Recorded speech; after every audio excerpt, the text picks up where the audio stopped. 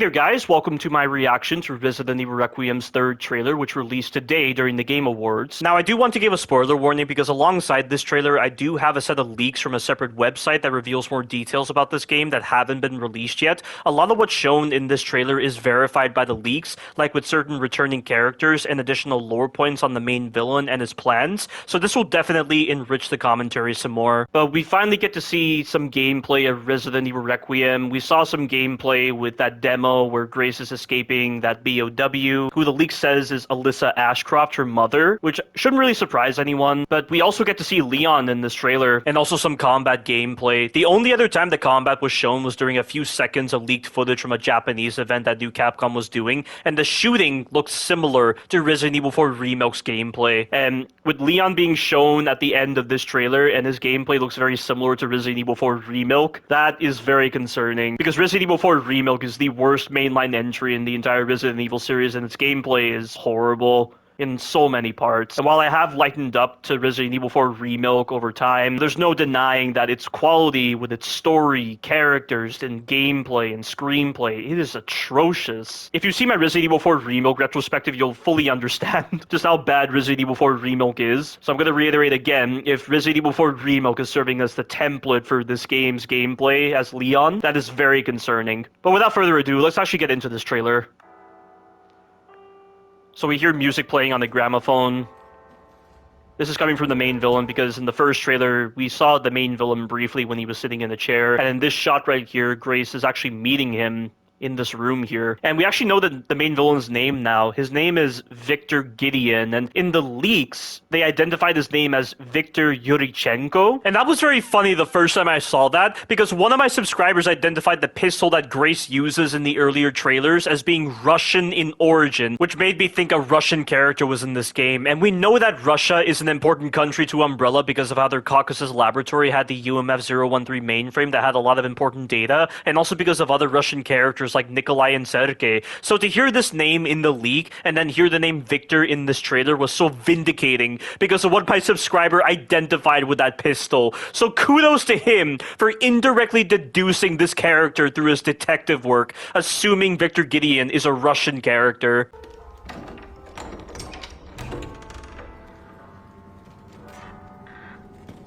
So I assume Grace is seeing Victor here before she's abducted, because we know that in the demo she was wearing bandages and was bleeding, which isn't the case here. That being said, I don't know why she's only wearing a simple shirt here. Why is she not wearing a jacket if this game seems to take place while it's raining? We'll have to see how the events play out in the game. But here's Victor. We saw him in the previous trailer as well.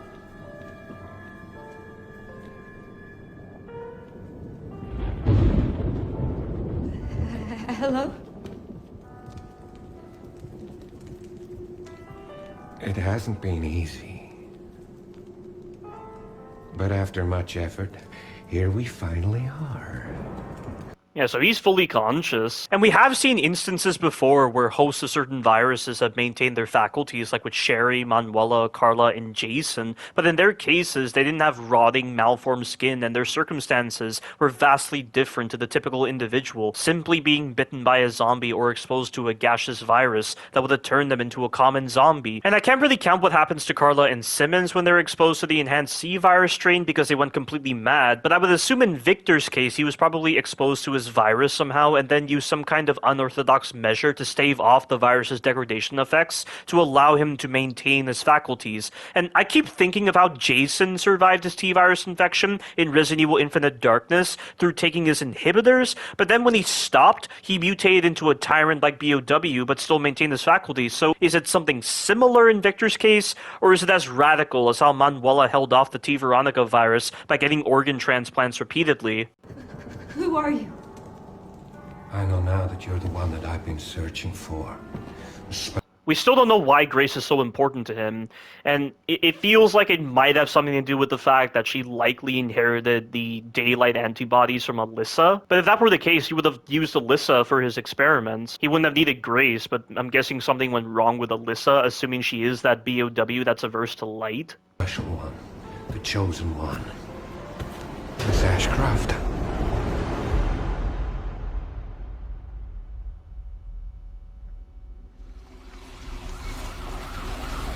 Talk to me. Is this one like the others? So, I have no idea who this character is. I assume it's Hunnigan, because we hear the same character talking to Leon later on in the trailer, but she sounds way too young. But then again, Leon at times sounds young in this trailer, and I don't know if Nick Apollostatis is actually voicing him, because he voiced Leon in Resident Evil 4 Remilk. But there are times when his voice sounds deeper, which gives the impression it's a different voice actor, so I don't know. But if this is Hunnigan, it's a strange choice for a voice actor, because Hunnigan should be way older than how she was in Resident Evil 4 Remilk, so it's confusing. And it's not post-mortem lividity.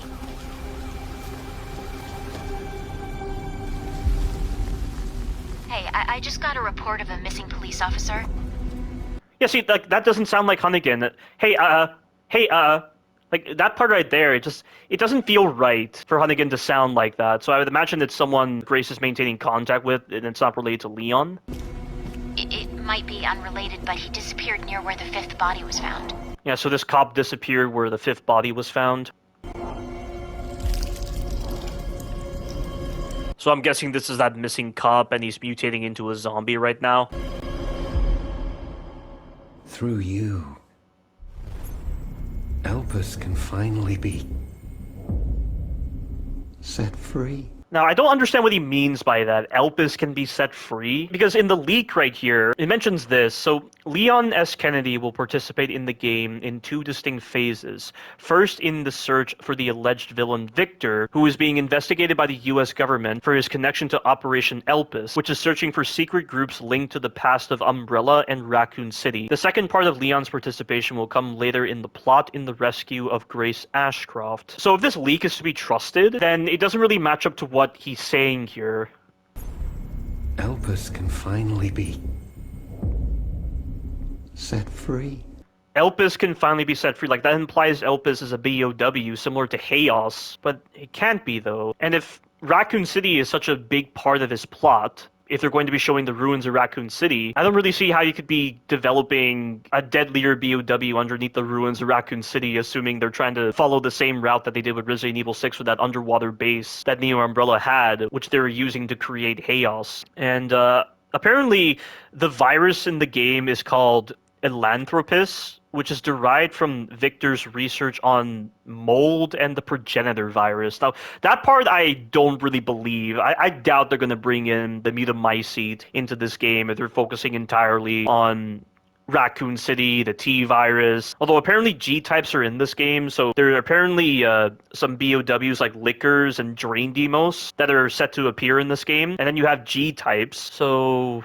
What, was Victor somehow experimenting with those particular BOWs? Did he somehow gain access to the T virus and the G virus, and he's using the Elanthropus virus to enhance those viruses? Similar to what happened in Resident Evil Vendetta, where Arius' animality virus could enhance the traits of T-viral BOWs, like with improving the speed of the Cerberus and improving the aggressiveness of the zombies.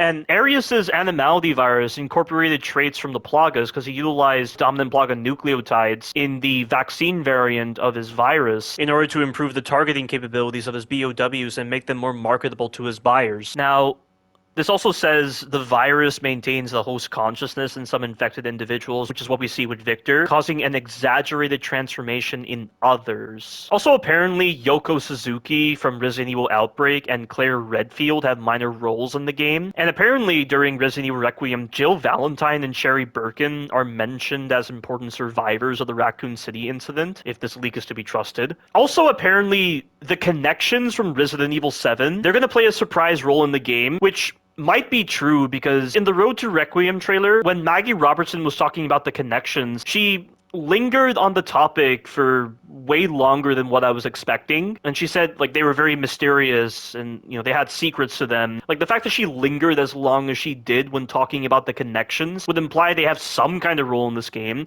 And if this leak is to be believed, that is very interesting. So the fact that they're incorporating certain story elements from Resident Evil 7 and Village when it comes to the mold and the connections, assuming this leak is to be true, is very fascinating. And that's a pretty good direction, I have to to say, because assuming the BSAA is around and maintaining its rotten ruin status likely due to Blue Umbrella's influence, and knowing that they gained access to fragments of the Megamycete and potentially other Mutamycete samples, could it be possible that Victor gained access to their data through a black market channel that maybe the BSAA is a part of? I mean, Heisenberg likely contacted the BSAA regarding the village's location, and he knew about their assault on the village based on the picture board at the start of his factory, so the likelihood of Victor somehow gaining access to their data seems kind of high, especially when he's a former member of Umbrella. And will he actually mention Blue Umbrella in the game? That could be very interesting. And regarding the connections, we know that they were formed by the former right-hand man to Oswald E. Spencer, Brandon Bailey, so that could explain why they would have a surprise role in the game. Maybe Victor also got some data from them as well, and we know that in the Baker incident report, the BSAA believe the connections are driven purely by profits, so that could have relevance to a potential relationship between Victor and the connections. And going back to Oswald E. Spencer, could it be possible that Victor also established contact with him sometime prior to 2003? I mean, it's all very interesting. Like, I'm glad I'm asking these questions,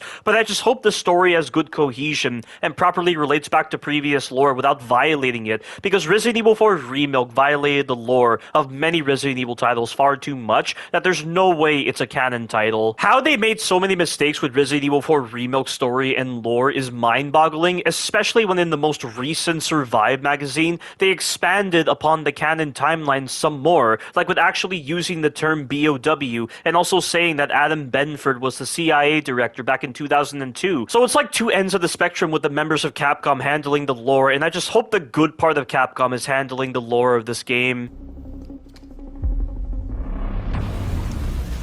The team has settled on a person of interest. Someone with ties to Umbrella. I don't know if saying he has ties to Umbrella implies he actually worked for Umbrella, because you could also say he made a deal with Umbrella in some way. Like with Javier Hidalgo, he didn't work for Umbrella, but he had contact with a former member of Umbrella that had ties to the Ashford family, so it could be a similar case with Victor. However, we do see a picture of Victor later on, which would imply he was a member of Umbrella, and he seemed to have as prestigious a status as Edward Ashford or James Marcus, but I doubt that's the case. Victor Gideon. Yeah, Victor Gideon. And Grace is running away from Victor for some reason, so I'm guessing maybe he's resistant to bullets or something, or he has some kind of extreme regeneration. But if he's already so capable, why would he need Grace if she's the chosen one? And what exactly does Operation Elpis have to do with her? And is the leak where Operation Elpis is related to searching for secret groups linked to the pasts of Umbrella and Raccoon City actually valid? There's a lot of questions that are being raised right now. Grace! Grace!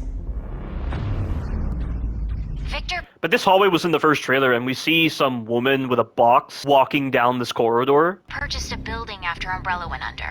And Victor purchased a building after Umbrella went under, so they went under in 2003 after Wesker testified anonymously using the stolen data he got from Umbrella's Caucasus laboratory from the UMF-013 mainframe. And we know that Spencer went into hiding to avoid the FBI and Russian authorities. So was he just continuing clandestine research that Umbrella was working on? Because we know that Umbrella's data leaked onto the black market when Wesker leaked the perfected T-virus. I wonder if they'll talk about that story point, that Wesker leaked the perfected T-virus onto the black market in 2003, which would then explain how Lickers and Drain Demos are potentially in this game, assuming the leak is true. But how do G-types actually appear in this game? And is the Elanthropus virus somehow related to the T-virus? But then it would be like T-Elanthropus or something, like the TE virus, because that's normally the case with these T-viral variants, like with T-Phobos or T-Abyss. Who knows? I'll send you the address.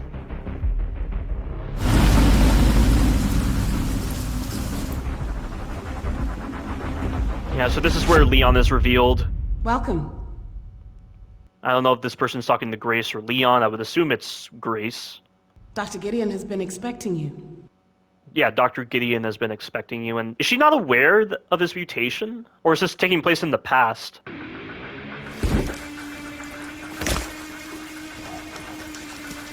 And there he is, Leon. He definitely looks grittier in some ways, although I still can't get over the fact that it's Nick Apolostades that's potentially voicing Leon, assuming that's true, because I really noticed some points where it did sound like Resident Evil 4 Remake Leon, and it doesn't make any sense to do that because it makes Leon sound too young.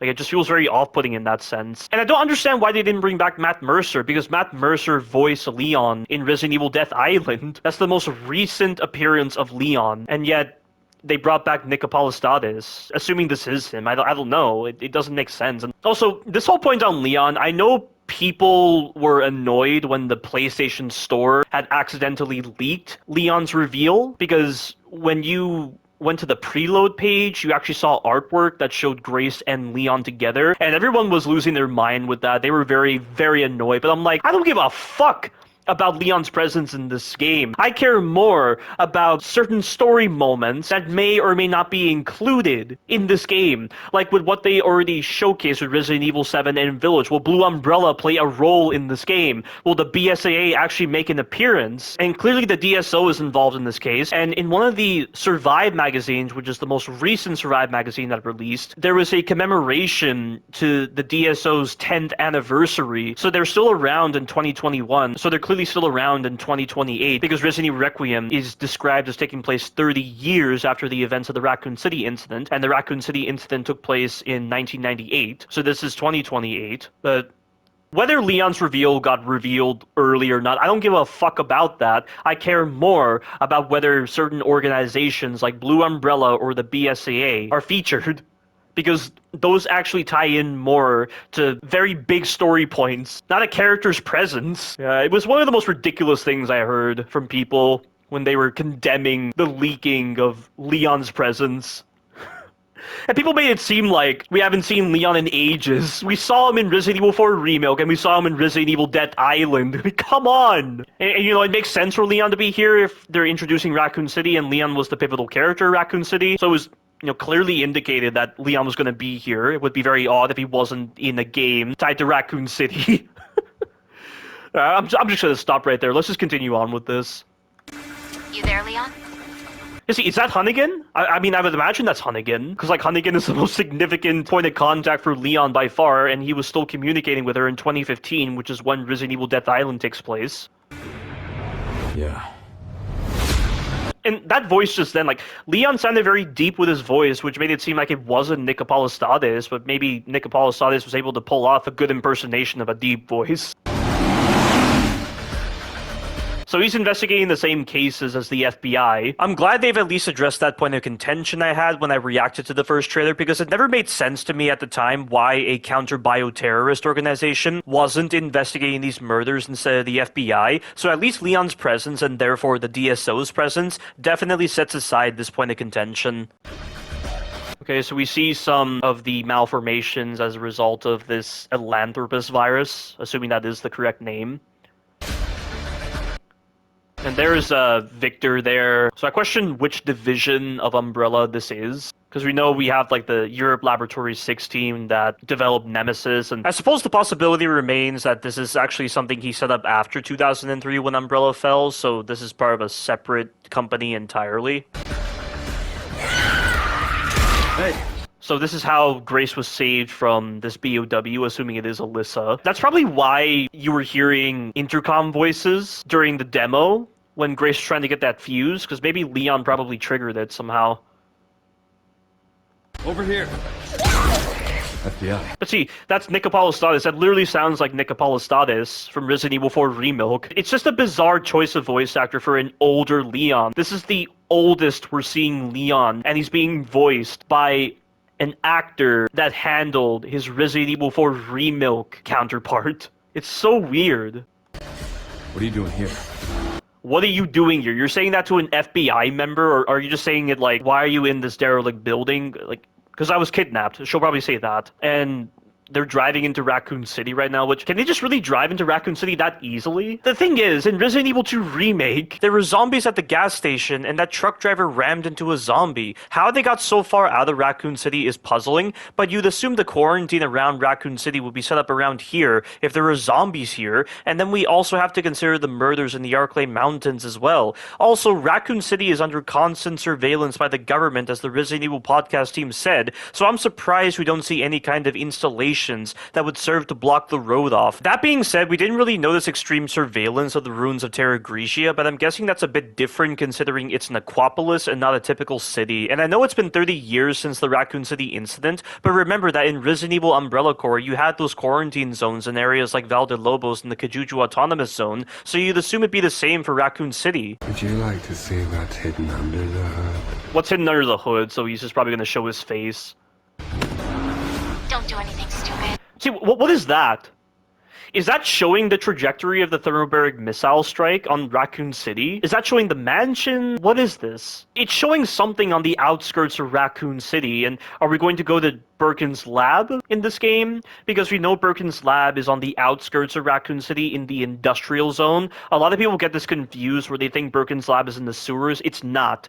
It's on the outskirts of Raccoon City in the industrial zone. And how surprising would it be if it was the hospital from Resident Evil Outbreak? The place where Al Lester and his wife that became a plant were? Or is this the mansion? Is this the... I'm just listing locations from the prior games. Who knows? Who fucking knows?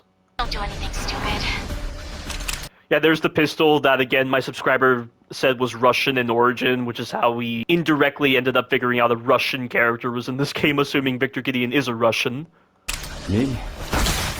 And why is Leon using an axe? We've never seen Leon use an axe like this. And imagine if he was using the Ganados' axes in Resident Evil 4 Remake, but instead he's confined to his combat knife from Resident Evil 2 Remake. And why he would bring a police-grade combat knife into a government operation involving rescuing the president's daughter from a cult is beyond me. So he's going to be using an axe here, and the axe has durability in this game. So New Capcom are just obsessed with this durability system for some bizarre reason, and I don't understand why. And if the durability system exists with the axe, does that mean there's going to be some kind of merchant system where you can just go to the merchant and repair your axe somehow? Is there going to be a currency system of some sort if the axe has a durability system? Or is she just going to be finding parts? That's a bit odd.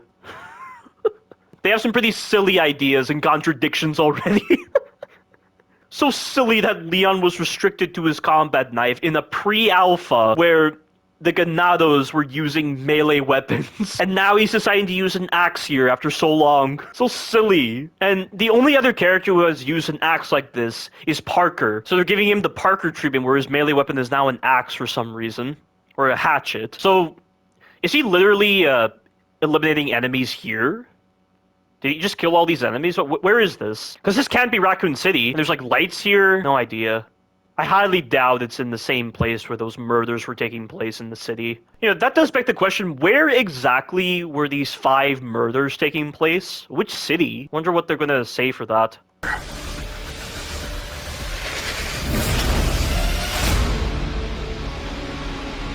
It's not over yet. We have some gameplay now. Calm down.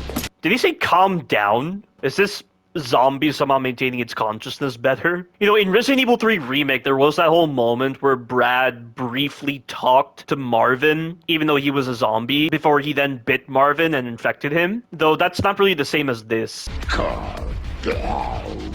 Yeah, I think he's saying calm down. I think I want a second opinion. I think I want a second opinion. Like, look, then we have this Resident Evil 4 Remake style gameplay, and this guy is swinging his chainsaw around so easily. Is this supposed to be a regular zombie wielding a chainsaw as its default weapon, or is this a special enemy type? If it's the former, that's weird, since the chainsaw is normally associated with high-tiered enemies. But it is very interesting to see the return of chainsaws chronologically, because the last time we saw a chainsaw chronologically in the Resident Evil universe was in Resident Evil 7. We did not see chainsaws in Resident Evil Village, so chainsaws chronologically are making a return in Resident Evil Requiem. And this is obviously on amateur difficulty because I guarantee you, because I know New Capcom like the back of my hand, they're going to remove all the stuns. I mean, in Resident Evil 4 Remake, there were certain stuns that were preserved, like the ability to shoot Ganados in the leg and they fall over when they're running. But I bet it's going to be like 1980s or 1990s style games where when games are still in development, they didn't have stun animations of some sort.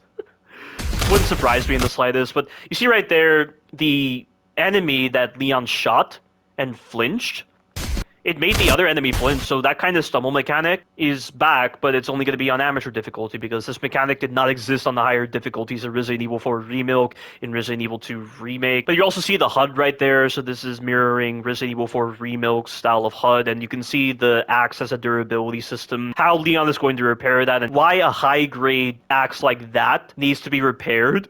It's so stupid. Come on, like the DSO can provide better equipment. You don't see Leon's knife in Resident Evil 6 breaking or needing a durability system. What the fuck is this?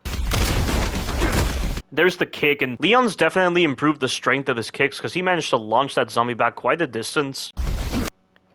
And that's Operation Raccoon City mechanic right there, because they had similar animations where you could grab enemies and then execute them with your pistol. That does beg the question of why Leon can't just simply do gun executions instead of doing melee attacks. Maybe it's like that with this game. Or maybe this is serving as a substitute to the axe execution, so maybe instead of using your axe to perform an execution and drain durability, you can just use a bullet in order to eliminate the zombie. Or maybe Leon's performing some kind of unique finisher whenever the enemy's health is low, similar to the end of Zoe DLC whenever Joe would finish off certain molded. I wonder if this game will have a blind fire system, because it was really stupid out in Resident Evil 4 Remake. They didn't have some kind of blind fire system with the guns. The blind fire system would have been very helpful with counteracting the badly designed stun systems in Resident Evil 4 Remake. And with how much they dumbed down the gameplay in Resident Evil 4 Remake, you had to rely upon some really stupid strategies in order to make them manageable, or just use flash grenades, or just like stand in certain areas. You know, I did like certain mechanics in Resident Evil 4 Remake, like with the knife execution, the deflect system, although it was really stupid how with the knife executions, you had to always get behind an enemy when you stunned them. The only time you could ever stab enemies from the front is when you made them kneel, or when you knocked them into a wall. It made no sense in Resident Evil 4 Remake. And there's the chainsaw, and yeah, he's using it as a weapon. So is this like a one-time use weapon, similar to Evil Within, where Sebastian could use torches or axes once, and he would lose the weapon? Although it would be really strange if this chainsaw just broke after one hit. It wouldn't really make sense. I mean, Leon could deflect the chainsaws in Resident Evil 4 Remake with his knife, and the chainsaws would be turned off briefly, but then the chainsaw Ganado would just activate it again. So, who knows how the chainsaw is going to be implemented here. But see, like, did you notice how the HUD, it changed? So it shows him having the chainsaw, but then it immediately reverts back to his gun. So the chainsaw seems like a one-time use weapon. I question its utility against high-tiered enemies. Maybe you can save the chainsaw for later encounters with high-tiered enemies, similar to Evil Within. If they're taking that kind of influence from Evil Within, that's very interesting, because that was one of my favorite designs from Evil Within 1, with strategically saving torches and axes to use them against certain enemies in order to be more strategic in your approaches. Because Evil Within is one of the most strategic survival horror games I have ever played in all my life. And that's it. I still question why they don't show more gameplay. Maybe they'll release a gameplay trailer in the next Resident Evil Showcase, because I believe there's a Resident Evil Showcase happening in January before Resident Evil Requiem releases. That's what the new Capcom said. So I'll be looking forward to that. But as a trailer, I definitely appreciate this a lot more than the previous trailers we got in Resident Evil Requiem. The trailers we got were honestly pretty lame, but it sounds pretty ambitious. I can't say for certain until the game releases, and sadly we will not get a gameplay demo. New Capcom officially said that they are not releasing a public demo for this game, and that makes no sense. They've maintained this tradition of releasing demos for their Resident Evil titles. Why are they suddenly breaking tradition with this game? I don't get it. It's not hard to take a vertical slice and actually make it available to the public. You had the Gamescom demo. Why do you not release the Gamescom demo to the public? I have no idea. I mean, again, Koshi Nakanishi is directing this game, so I hope to God this game has the same level of quality as Resident Evil 7, but as Resident Evil 4 Remake showed, when Anpo-san, the director of Resident Evil 5, handled that pre-alpha, the mighty can fall so easily by releasing shitty products. So yeah, I'm still very wary about Resident Evil Requiem, but it'll make for a very interesting blind playthrough, because my Resident Evil 4 Remake blind playthrough was so interesting, which is pointing out how awful Resident Evil 4 Remake was with its story, characters, gameplay, acting, screenplay. So yeah, I hope to get the same kind of experience with the blind playthrough when I get this game, and I'm really looking forward to this game. Like I said, I've already pre-ordered it, and I can't wait for the Resident Evil Showcase. So that has been my reaction to this trailer. Thank you all for watching, and you take care now.